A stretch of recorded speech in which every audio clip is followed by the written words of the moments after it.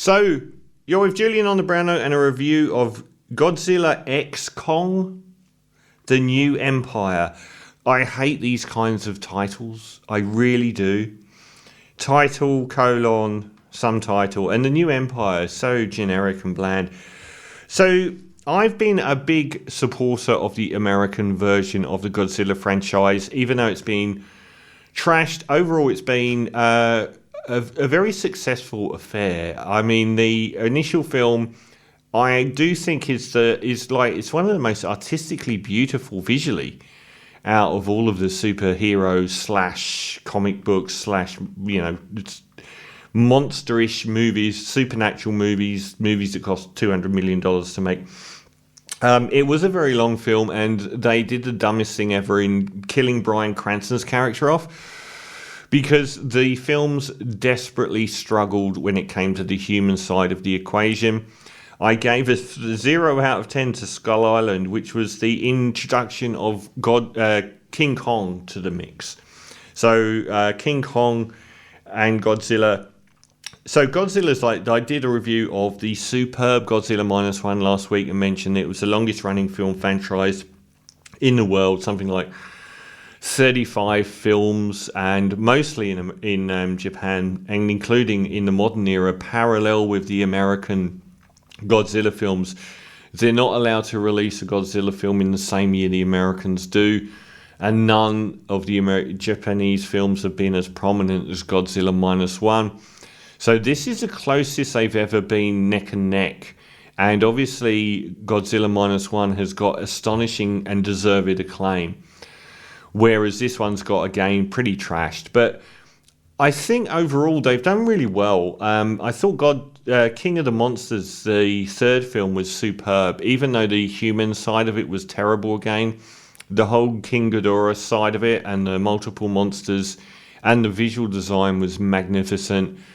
And then we came to Godzilla vs. Kong, and it was a surprising triumph, I thought, where Godzilla and Kong initially fought and then banded together against Mechagodzilla. I thought it was fantastic. Again, the human angle wasn't very well defined. Interesting this time around who they've kept. So we've got a new one, Godzilla vs. Kong, and they haven't really kept any of the humans, which is a very interesting thing. I think it was Alexander Skarsgård. I thought he was really good in the last film. I don't know why they didn't carry him over, but more interesting is they tried to introduce teenagers to the mix through having Millie Bobby Brown's character, her friend, and the Brian Tyree Henry adult that accompanied them on a side quest, which many people pointed out didn't have any impact on the story. And was wasted time. I don't agree that it didn't have any impact on the story, but it did feel like it wasn't really connected with the rest of the story. It's interesting they've ditched such a big star as Millie Bobby Brown and instead kept Brian Tyree Henry, which I thought was interesting, and also that they got rid of who Alexander Skarsgård looked like he was. Is it Alexander? I lose track of which Skarsgård is which. Looked like he was going to be the male lead, and they've done a straight swap with Dan Stevens. And it's a real straight swap as well. It's quite bizarre. I'm not sure what's gone on with the casting. So it's only Brian Tyree Henry and Rebecca Hall, who was the female lead last time out. I've always loved her as an actress. She's also always got this sort of appealing vibe, and they've carried on with her and her daughter, who is it Kaylee Hottle? So she's in real life a deaf actress, but she played a deaf child in the last film as well, but who could communicate with sign language to King Kong. So that wasn't a bad plot element, actually. This time around, I don't think it's as bad as critics are slamming it for, and it's been very successful, actually. It might even be the most financially successful by the end of its run of all of the American Godzilla films. So it's up to $563 million last weekend. So it could be quite a big box office hit in an era where everything fails. If you think of films like the Marvel films often getting $200 million or less nowadays, it's been deemed a success. Story-wise, this time around, I don't think it's as strong as some of the others. So it feels quite generic in a lot of ways. Not that they're not all generic films, but King Kong discovers that there is more to... So King Kong is living in Middle Earth. So if you go into the center of the Earth, there's this upside-down world where gravity is all screwed around, and that's where King Kong is from, and he roams this land looking for remnants of his civilization. He's the last one left, and he actually finds it this time. And he finds that there are apes, and this is a huge, like, it might be paying homage to Planet of the Apes, and at exactly the right time as a new Planet of the Apes film is just out. But it does feel like it's actually more ripping it off.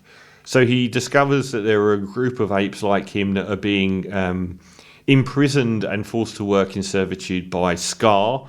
Not a great name, to be honest, because it's such a character that is analogous to Planet of the Apes. It's a bit too much. Who is the baddie, and he is someone that seeks to reach the surface where he can wreak havoc on the world. So he's the main antagonist of the film, and it's not as interesting setup as before. The caveat is that Scar is about the same size as Godzilla, but has a monster imprisoned with some like artifact he's got that can control this Godzilla-style monster. But instead of breathing fire or power beams, this one breathes ice. So he can apparently turn cities to ice, and that's it. So it's basically around stopping these two reaching the surface and wreaking havoc, and Scar trying to take over the world. But a lot of that feels really generic. It feels like, cut and paste from the Planet of the Apes era films, the first trio of those films, without too much in the way of addition. I thought that one of the biggest problems with this film is in the first film, the scale of Godzilla was so artistically rendered. And they carried that on quite well in the other films. You'd see this foot come in for scale, and everything was, gigantic. But this time around, the two antagonists, which is the Ice Godzilla and the King Kong Scar character, they seem really small. They did like there's it's like a law of diminishing returns, because they seem like they're virtually exactly the same size. I think they're exactly the same size as their counterparts, and it's shown early on that Godzilla can beat Scar on his own. So they aren't that terrifying as villains, and you just think, well, there's not really any stakes because you know that they're going to lose. But at least with King Ghidorah and with Mechagodzilla and the initial Kong film, there was these, the notion that they were fighting villains that could potentially beat them. This time around, I felt that everyone was quite small. All of the monster characters were quite small and quite... They're almost like when you play a video game and you choose the character, but you can choose it in a dark skin. It's like they were so analogous to the original pairing of King and Godzilla and King Kong. It just didn't seem like there was enough distance or enough danger from them to warrant much. We find out, that the deaf girl has her people of whom she is the last of. So she's analogous with King Kong. He's the last of his kind. She's the last of her kind. She's not. Her people are living in this center of the world, Middle Earth realm, so she connects back with her own people. Overall, though, I enjoyed it. I did enjoy it. It wasn't as striking as the last film.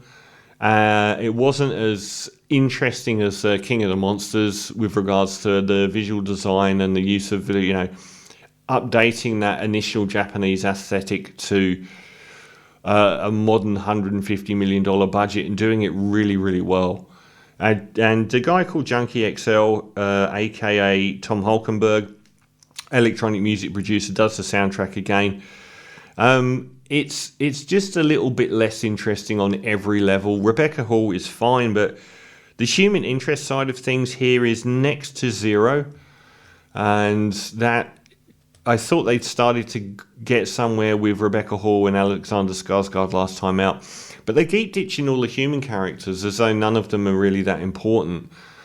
So it's only really her and her daughter that carry on from the last film, and Bernie just does his wisecracking routine. Brian Tyree Henry as Bernie does his wisecracking routine again, which is amiable enough. Visually, it's pretty stunning.